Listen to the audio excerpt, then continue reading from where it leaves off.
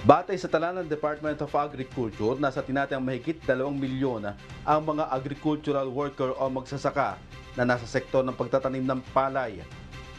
At karamihan sa mga naturang magbubukid ay may mga edad na, kaya hinihikayat ng pamahalaan ang mga ito na makaakit ng bagong henerasyon na mahilig sa pagsasaka.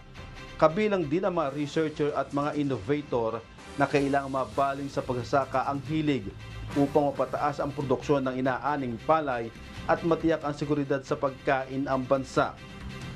Bunso dito, sinusulong ng national government ang makabagong teknolohiya at makapagtayo ng mga agricultural infrastructure upang mapabuti ang produksyon ng bigas at mapataas ang supply ng binhi.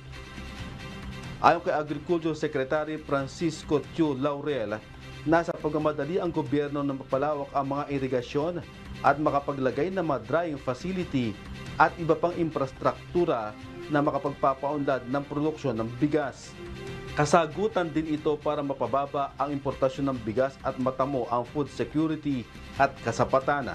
Tinatayang nasa mahigit 2 milyong tonelada ang importasyon ng bigas.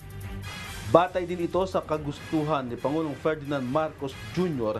na magkaroon ng tuloy-tuloy na rice value chain sa buong bansa na mararating lamang sa pamamagitan ng pagbibigay halaga sa pagsasaliksik.